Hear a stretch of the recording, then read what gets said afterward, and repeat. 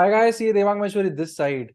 3800 करोड़ की market cap की company नाम है फिनियोटिक्स केमिकल्स लिमिटेड। कंपनी ने पिछले 2 साल में 1000% तक का रिटर्न्स इन्वेस्टर्स को दिया है। बट सवाल ये आता है कि क्या इस 1000% रिटर्न के बाद अब और हमें स्टॉक को लेना चाहिए? क्या यहाँ पे स्टॉक की स्टोरी हो गई है पूरी और यहाँ से एक रिवर्स ट्रेंड, एक डाउन ट्रेंड चालू हो सकता है? इस सवाल का जवाब हम इस वीडियो में समझेंगे कि is it the right time to buy FCL.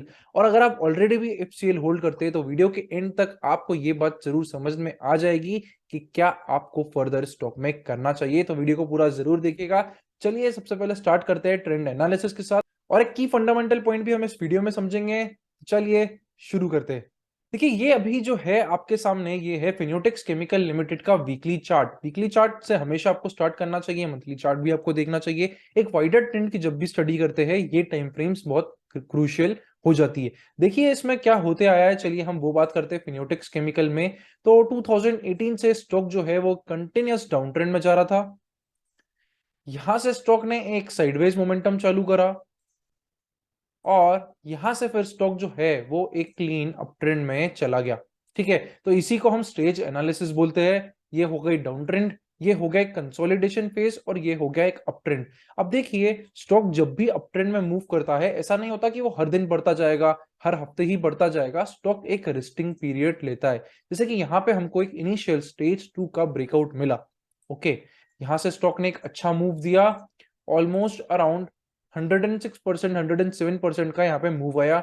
Stock ने फिर कंसोलिडेशन लिया, फिर से एक और बेस फॉर्म करा, सेकंड बेस।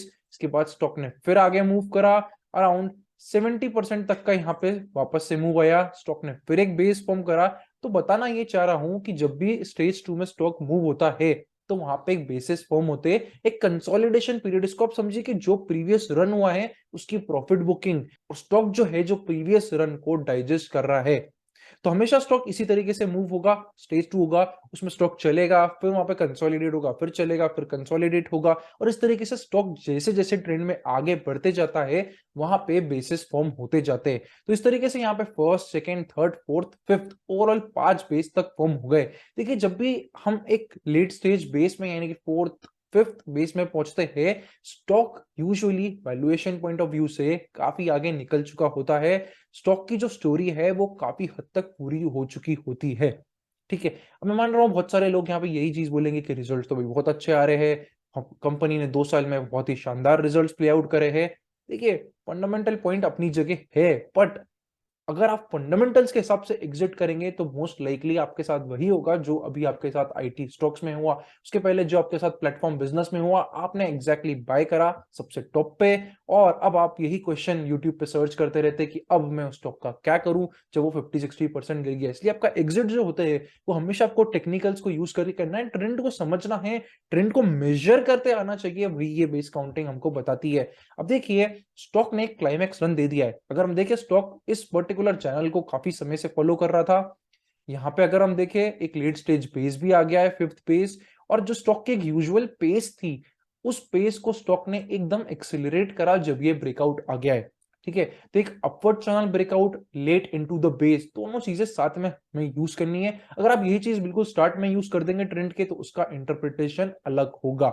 अगर आपको और ट्रेंड रिलेटेड इंटरप्रिटेशन समझने हैं, ट्रेंड को मेजर कैसे करना है ये समझना है, बेस काउंट कैसे करना है ये समझना है, तो उसके लिए हमारा चैंपियन मेंबरशिप कोर्स रहता है। आप वो कोर्स एक्सप्लोर कर सकते हैं। चलिए वापस आते हैं। तो यहाँ पे मैंने बोला कि एक सडन एक्सिलरेशन इन पेस हुआ है जो कि एक क्लाइमैक्स मूव होता है, और स्टॉक देखिए क्लाइमैक्स मूव होने के बाद वापस से एक ब्रेकडाउन की तरफ यहाँ पे आ गया है।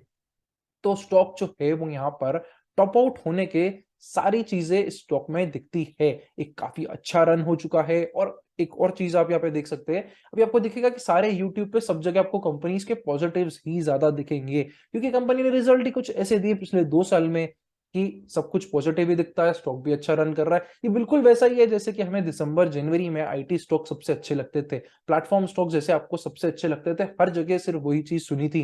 पर हुआ क्या, उसका रिवर्स। वैसे ही कुछ यहाँ पे आप सोच सकते हैं कि सेम चीज अभी आपको वापस से स्टॉक रिलेटेड हर जगह दिखेगी। ट्रेंड जो ओवरऑल थी वो यहाँ पे एक्सटिंग्विश हो रही है। अब यहाँ पे आगे क्या हो सकता है, आगे क्या हो सकता है उसके पहले मैं आपको एक फंडामेंटल पॉइंट यहाँ पे क्रिटिकल बात करना चाहूंगा जो कि काफी इंपॉर्टेंट हो जाता है। ये फिनियोटिक्स केमिकल लिमिटेड 3600 करोड़ के आसपास की मार्केट कैप कंपनी। यहाँ पे देखिए वैल्यूएशन किस तरीके से मूव हुआ है। अभी बहुत सारे लोग बोलते हैं सर ट्रेंड से वैल्यूएशन कैसे बताओगे? दोनों चीजों को अगर आप सिंक करेंगे, टेक्निकल्स को और फंडामेंटल पॉइंट्स को, तो आपको डिसीजन बहुत इजीली मिल जाते हैं। देखिए स्टॉक में इतना टफ नहीं रहता है। अब यहाँ पे हम पी रेशियो एनालिसिस करते हैं। ये है पी रेशियो।